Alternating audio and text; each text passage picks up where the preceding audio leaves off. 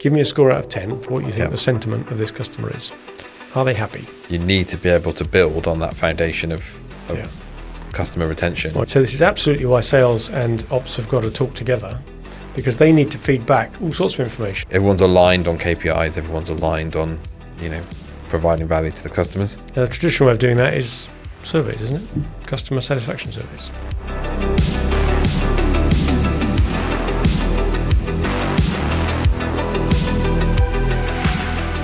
Here we are again. Here we are. How are things? How's it been since last week? Since last week, I would have been flown by. Well, sailed by, I should say. Sailed by. Oh, I'm looking forward to hearing about this. It's the inaugural, possibly final, the one and only Buckle family sailing trip. What could possibly go wrong? It's going to be less dramatic than our last sailing trip that we did together. I would imagine it would be. Which I would hope it would be, actually. Which is still seared into my memory. Do you still have nightmares about that? Right, yeah. Was it before either of your kids were born? No, it was whilst my daughter was a year old and my wife was pregnant. With the second? 6 months pregnant with the second. That dates it then. Responsible. And you went off responsible to parenting. nearly going to David Jones's locker somewhere off the west coast of Scotland in a fairly lumpy sea, I think it's fair to say. Tempestuous sea, wasn't it? It was a bit of I wouldn't say it was a storm, but it was certainly a strong wind over tide situation. Wind over tide situation. It was a strong bow disappearing underneath the waves. Yeah, it was. There's a little gap between two islands up there where the tide flows at about 5 or 6 knots. And that chopped up a bit, didn't it? Well, we sailed through the Gulf of Corryvreckan, wasn't it? We did. Second largest whirlpool in the world. I was explaining that to someone else the other day. Very deep channel, isn't it? Basalt column that comes up. That's right, a seamount. And it's only about half a mile wide, but the difference in water level at each end is a metre.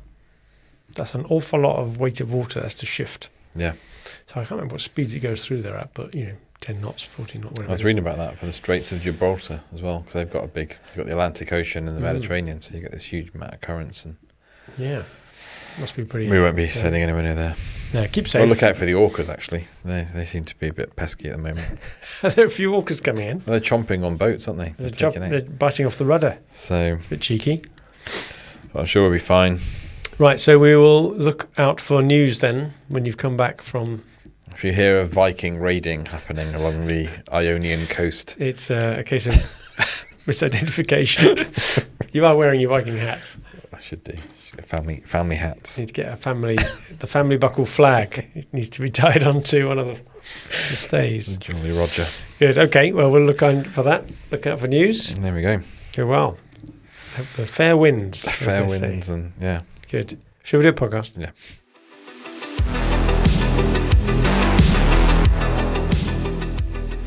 Hello and good afternoon. Welcome to another episode of the SME Growth Podcast. This is the 6th, and I know you're going to be sad to hear, final of the 6th series that we've been doing, 6-episode series, talking about the Wellmeadow 6-box model.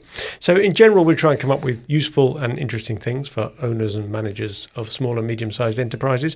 What we're doing in this little series is to cover the 6 main chunks of how we see the world fitting together between marketing and sales. It's kind of our go-to-market model.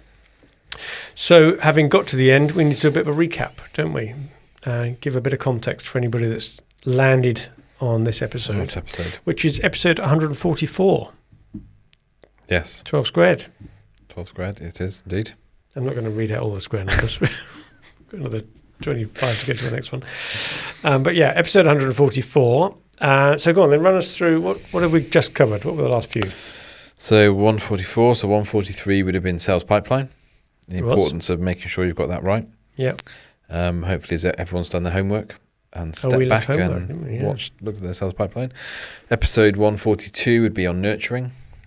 So how to nurture the leads and emails. If you've got the emails already in your CRM, there's very little marginal cost of marketing to them. But you've got a whole community of people there that you need to keep in touch with. Drop the sales to the bottom line. Yep. Episode, what was that? 140. 141 was the referrers. How to manage your referrers and keep in touch with your referrers. Episode 140 then would be outbound. Yeah, sales prospecting, selling, reaching out proactively to strangers. 139 was inbound marketing. So that's the old bait on the fisherman's hook, getting them to come to you. So we ended up eating our clients by the end of it. Yeah, that's the sort of eat your customers. Closely allied to marketing. They produce the lead magnets that come in, and then they're filling in a form or contacting you. Bit of a pre-qualified. And then 138 was the overview of the 6-box model. So if you just want the highlights, if you want the match of the day, which came at the beginning, not the end of the 6-box model, then episode 138 is the episode to go to. So inbound, outbound, referrals, nurture your contacts, manage your pipeline. And then that brings us today, look after your customers. Once you want them, how to keep them. So what happens at the end of a pipeline? Hopefully you closed one is the status of your deal that goes through. That means you now have a customer, which might be a new customer, might be a repeat customer. But the point is it's something else to do that you weren't doing before. And you got some money attached to that. So we've got ourselves a customer. So you need to manage this. And I think this is where a lot of CRM advocates tend to sort of lose a bit of interest at this point. Salespeople, not surprisingly perhaps, have to go on and try and find the next one. They're going to keep feeding this hungry machine, haven't they, with new deals. But there's quite an important handover here that goes on between the sales teams and the delivery people, ops teams. And even beyond that, the ops teams and delivery teams have to still use the CRM because there's all that history in there. And make sure they look after the customers. And I think it was it episode 84, if memory serves me correctly, on RevOps. I think that was 84, where we talked about this whole revenue operations philosophy, which goes from marketing to sales to customer acquisition, customer retention, customer service, and about not operating in silos. And that's one of the key principles of revenue operations is to dissolve the silos that kind of exist between marketing, sales, and operations, or after sales, or whatever. And so that everyone's aligned on KPIs, everyone's aligned on, providing value to the client. But this is where I guess in many ways the sort of rubber hits the road, isn't it? Yeah, and I think that whole point of breaking down the silos, the single biggest thing you can do is to make sure everyone's looking at the same data. So however you do it, bring everything under one roof so that everything that the marketing people can see is the same as what the sales people can see, is the same as what the operations people can see. So if someone in operations wants to know, how do we get into this job? They should be able to just go to your CRM of choice and say, oh yeah, look back at the beginning here. These were the requirements that were set out. And these were the discussions we had. And this is what we put in the proposal even. The amount of people that have to deliver jobs that have never actually seen the proposal. They've given some sort of project plan to deliver. Well, what about the reasons that project plan came into being? And it can be quite, I think, that feedback loop, isn't it? So we often talk about the feedback loop of sales into marketing, giving, sales are actually talking to the customers. It's quite rare that you find marketing people that are talking to the customers. Well, we've talked about that before. They should. We think they should get out more and sense the market. But if they don't, you've got to listen to the people that do. Sales, but sales often we were talking to, I guess they talk to customers, but sometimes a lot more prospects as well, maybe, depending on where the market's at. They're talking to the market, some of whom are customers. But they're probably not so much involved in the actual delivery of the service. And so by involving, the client retention piece can involve a lot more of that operational side. How is the service delivered? What are the pain points? Are the new product ideas that are coming out of this? Well, we've all seen what goes wrong when you don't have that, because as salespeople often get maligned for, they'll sell anything as long as it gets them their commission, and then they leave someone else downstream to deliver the thing. So you've got to make sure that if there are some things easier or harder to deliver than others, then that feedback comes back from operations. And similarly, if sales, in an effort to get the deal, are prepared to customize your standard offering or go a bit out of the ordinary in what they promise, that has to be, at least people downstream need to be made aware of that. And there's that whole, what's the stat? Cost 6 times the amount to sell to a new client than it does to an existing one. I think you could probably find a number of different stats mentioned, but it's a lot, right? You'd rather have one of your existing clients come back than go and do a new one, but you do need both. And we're not trying to say, therefore, just look after customers. Everything else we've talked about so far in the first 5 boxes was about bringing new people into it. But don't make your job harder by losing the ones you've already got. You got to do both. Look after them. Yeah, I think I think often when people talk about growth, isn't it? It's that people think about the new side, get more people in, but it's very, very hard to do that. If you're one in, one out, you're standing still. Yeah. You need to be able to build on that foundation of customer retention. Well, you don't want to fill the leaky bucket. Exactly. There's a hole in your bucket, dear Liza. You've got to fit that bit. For a while. But it's very hard. It's the non-sexy bit, isn't it, really? People, it's almost like not hearing anything about it is the expected norm. It's the no news is good news. So if a customer carries on buying, no one puts a medal on your chest for that. Yeah. And yet it could have been some amazing intervention that you've done, which has retained them in the face of potentially an opportunity for them to go elsewhere or just to stop using the service from anybody at all. So you tend to get all the celebrations happening when the sales guys bring in the new shiny deal, new big customer, new big logo on your website. But actually looking after the current ones is arguably worth as much, if not more. And I think if it's done well, you get that. You can. We talked about forecasting a bit in the last episode, but that predictability of revenue, if you've got existing clients in place, particularly if you've got kind of a monthly retainer or subscription service, or more and more businesses looking to go that way. But also, I think having the metrics. So, are the board reviewing metrics around client retention? I think this is probably more talked about in startups and SaaS areas, things like churn percentage. Do you know what your churn percentage is in terms of how many? Churn, that means a lot more, doesn't it, if there's a regular income, which may stop. So if you've got a monthly subscription or a monthly retainer type service, which is a lot of SaaS software things. Yeah. But if you sold a piece of kit that cost £1 million, you don't necessarily expect to sell another one the month after, maybe 5 years later. That could still be a loyal customer that hasn't gone anywhere else. So they're not churned, but they haven't bought for you for 5 years. Well, I suppose maybe a bit like we talked about the pipelines, having separate pipelines, maybe that you've just got to calibrate your churn period, as it were.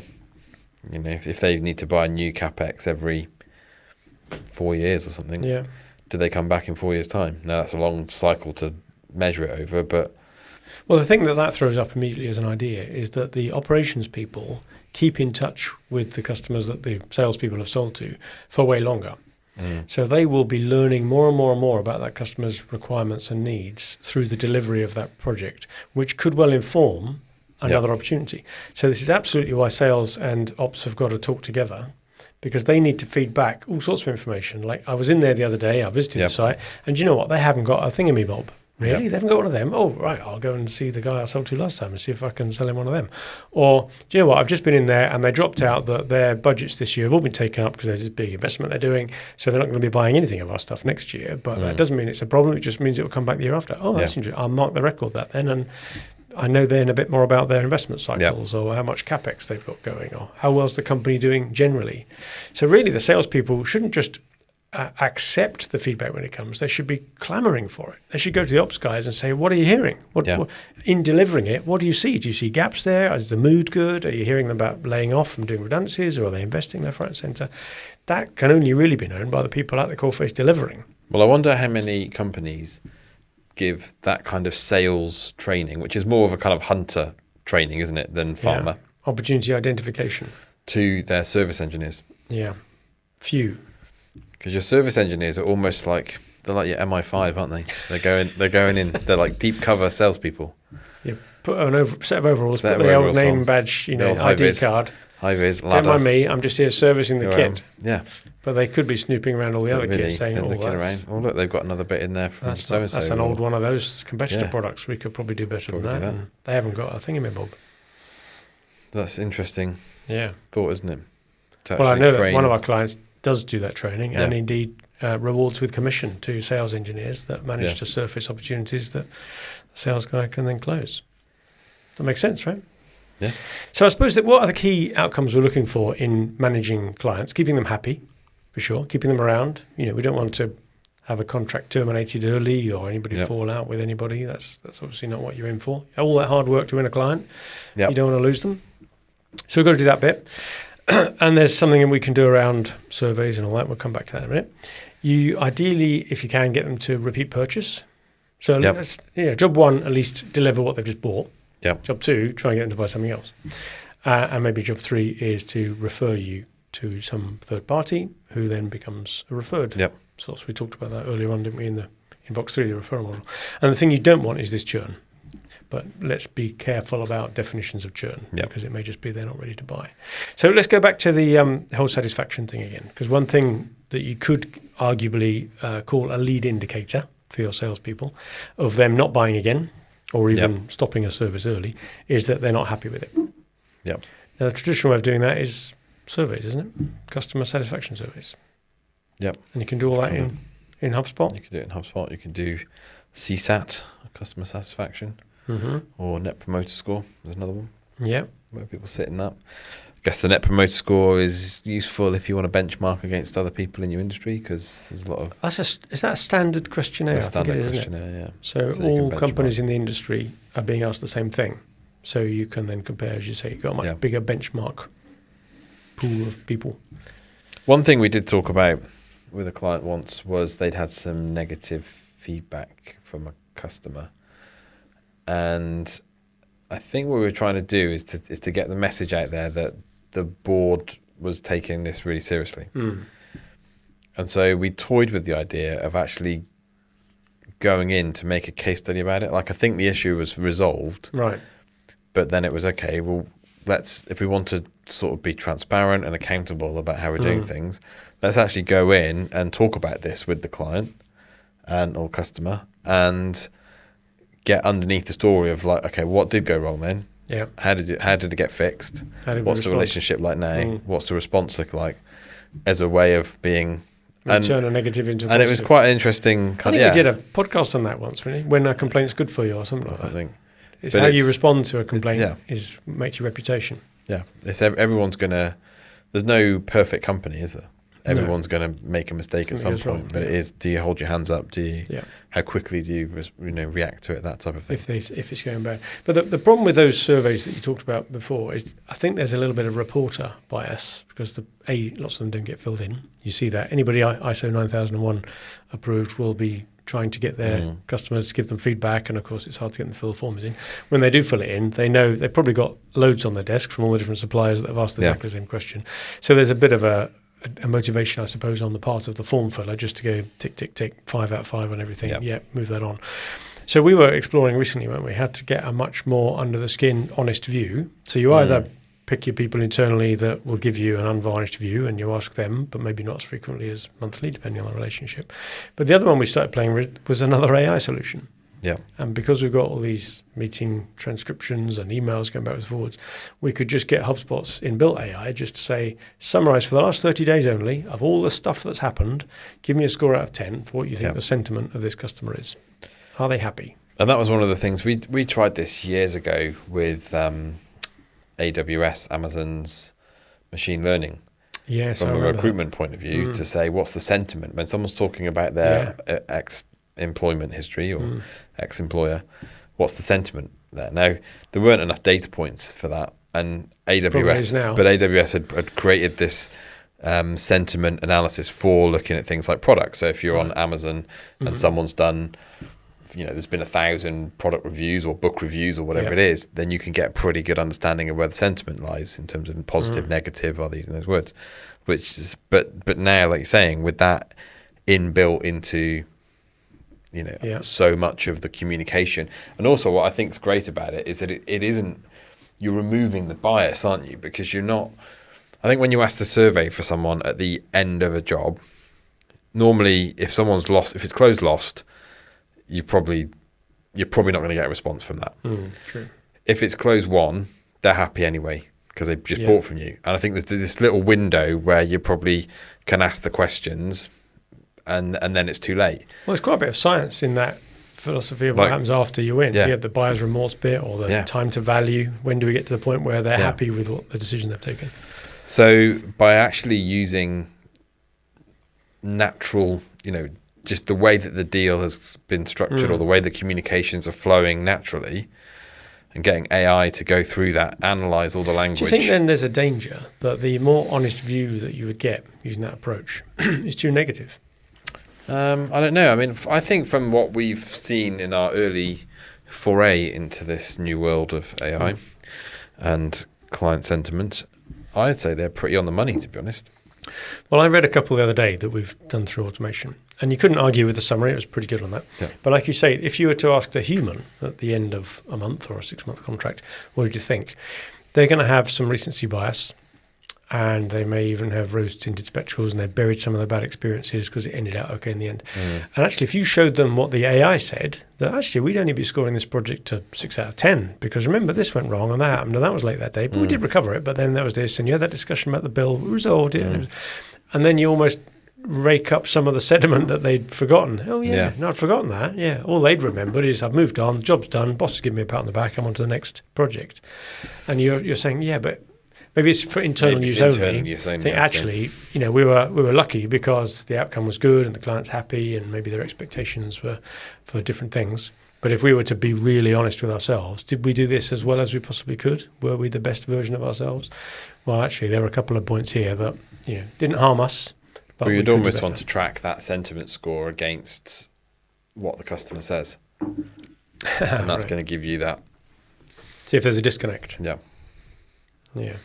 Are you broadly aligned or... See, that could go the other way then. You could get someone to come back saying, oh, it's rubbish. Value for money is terrible and it's all running late. And then you go back and say, well, actually, in all the emails we've had with all of you and your people, it's all been very positive. In fact, there was a service I've forgotten the name of it. I must look it up. But they...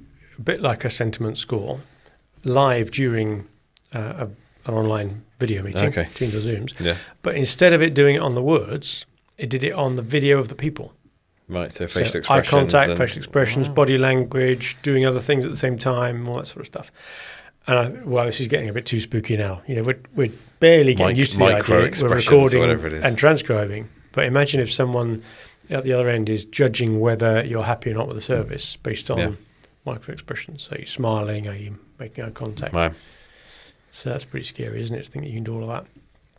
But anyway, the point of all of this is that post-close, you need lots of comms between sales and ops, because there's a lot of stuff going on that either side needs to know from the other, and somehow come up with a structured way of finding out whether the customer seems to be in a good place. Now, you could do that on your own internal measures. Are we delivering to milestones?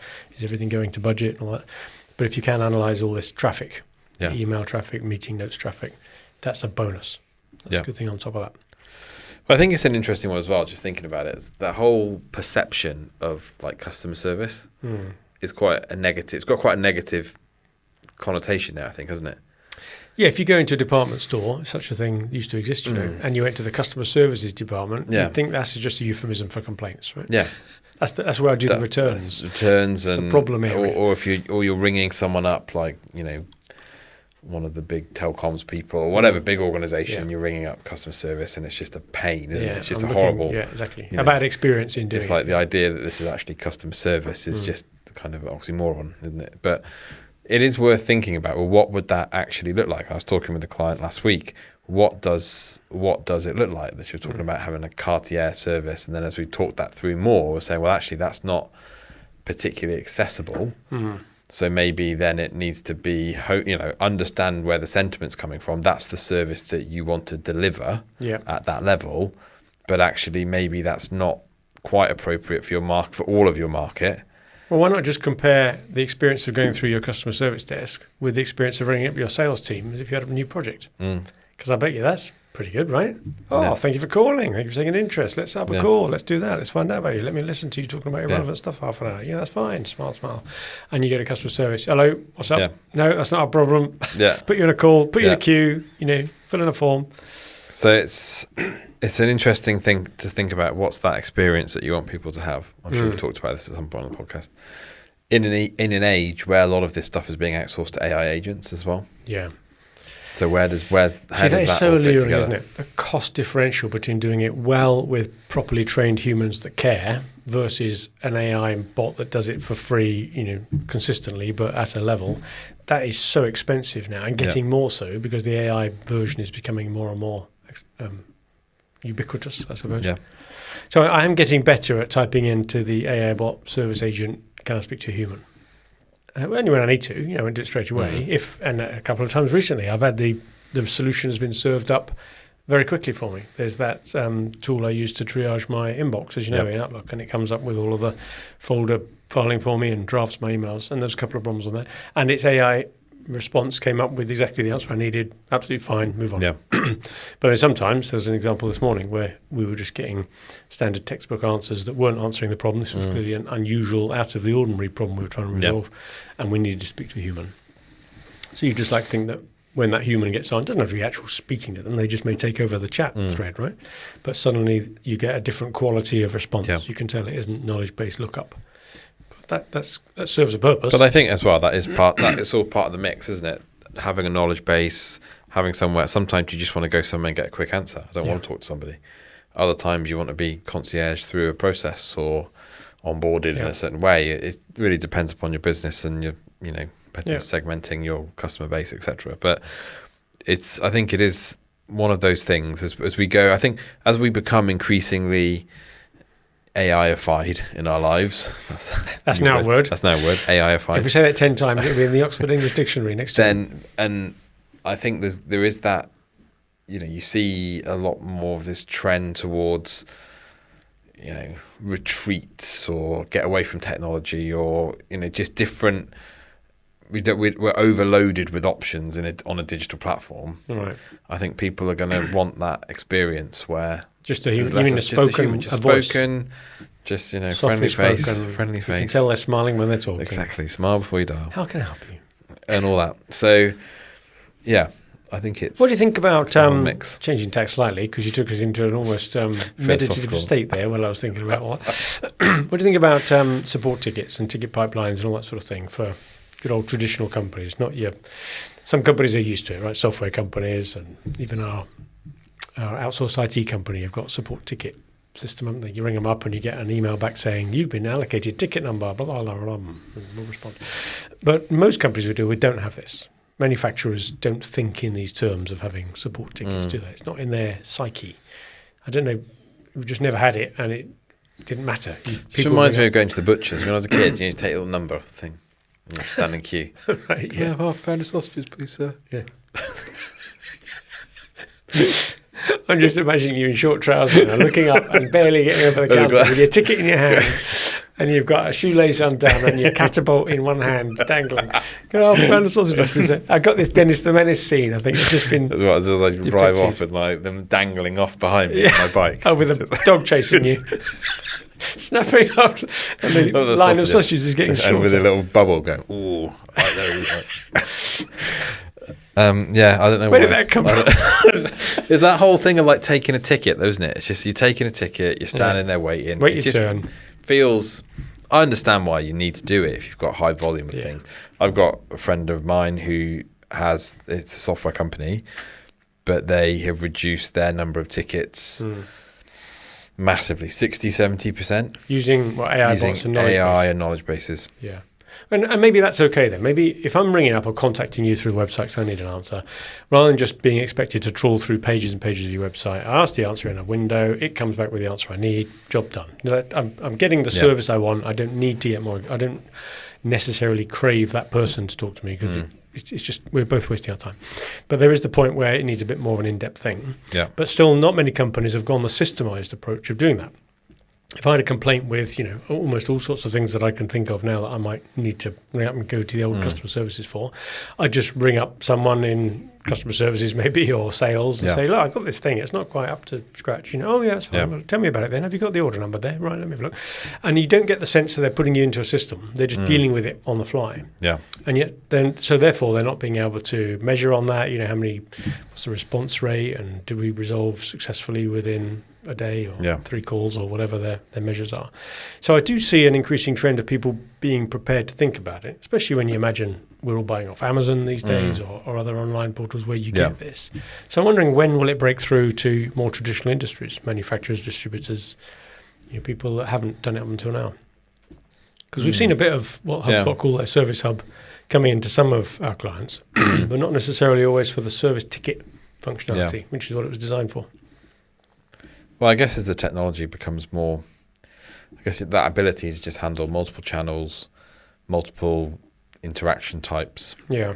It's a lot more.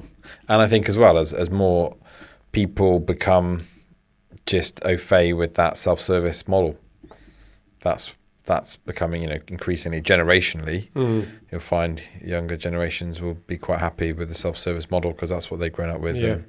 But therefore, if you want that hybrid of the self-served or the knowledge-based bot-served answer, but with the option of flipping over to the human when you need to, it's got to go into some system to start with, because the first option is the AI bot bit, right? So you can't just pick up the phone and say, oh yeah, I see what you're after. Let me put you through to our AI bot. He'll answer this for you. That's the wrong way around, right? They've got to go through that first and then ask for the human after. So I'm wondering, as we get better at getting more used to this way of being served when you have a query, that more and more companies, even that haven't traditionally operated this way, will even consider using a service desk, service ticket system, and then go through, with the waiting on customer, waiting on us, waiting on customer, waiting on us. I think as more and more companies adopt AI internally for their internal processes, you can see almost now that if you really trained an AI on all of your product knowledge and all of your spec sheets, on all of your fringe cases and everything else. Imagine how powerful that would it's going to be, and then link it up to like a HeyGen avatar or something that could actually be so you've got that human talking. Yeah, that's trained off that knowledge base. That's a really nice interface, but the knowledge behind it could exist without that. But it's... I was in a board meeting yesterday I was chairing, and we were talking about the NCRs, the manufacturers listening will all know what I'm talking about, the non-conforming product reports. And they were still having traditional meetings where they review something, fill in a form. I said, well, how long? About an hour a week talking through that week's quality concerns and all that. So, well, why don't you just record it, get them transcribed, and then even if you don't use anything on the AI for that just yet, start building the data. Yeah. Don't let it leak out. Yeah. Because that's gold dust. That you are talking about the typical things that go wrong on the shop floor. A problem here with tolerance, or that we run out of nitrogen on the laser cutter, or with the welding gases with this, or we got the temperature wrong on the powder coating booth or whatever. All these things that would get talked about and just lost. Yeah. Imagine if you then built that into your HeyGen thing. Next time there's a problem, you just ask it. Say, look, it looks like we've got this problem. What could have caused that? Yeah. Oh yeah, that happened 3 years ago, and the solution was this, and you put that fix in place. Go and check that's still there. We could even put that into, so I was building a CV library in HubSpot with the new assistant, and then asking it yesterday to say, right, I want to find someone who has this particular skill set, these qualifications, speaks these languages. Boom, just goes through all the CVs, finds me a list of people that I need. Wow. It's nuts. Yeah. And that's how you can do that now, just as a user of just do that as a user. Standard software. Don't need any coding, anything. No. So imagine now you put all your product data sheets in there. And then you're on a call with someone. Yeah. Okay, we've got a problem with this. What's your model? Right. Okay. All right. All your information comes up. Yeah. Possibilities are limited only by your imagination. So I think that's a wrap. I think we finished the 6 boxes. And everyone's like, oh my goodness, thank goodness for that. I know. Yapping on. Thank goodness it was only 6. 6. Imagine if we thought of 7 or 8 we've or 9. revised it now. 10. The 16 box model. No, we've had enough of boxes. We haven't. We've got as far as we need to go. 6 boxes in the Wellmeadow 6 box model. Don't know how we came up with that title. But for those of you who missed out at the beginning, it's the linking together of all of our go-to-market thinking, from inbound, outbound, and referral, lead gen, nurturing who you've got, putting them through the pipeline, and then looking after your customers. The 6 boxes. Good. Well, thank you very much again for listening to another episode. That was the conclusion of the 6 box model series. Next week, we've got a guest on. We've got Mike Jones talking about, amongst other things, the psyche of a business owner. Looking forward to that already. In the meantime, good luck with your business.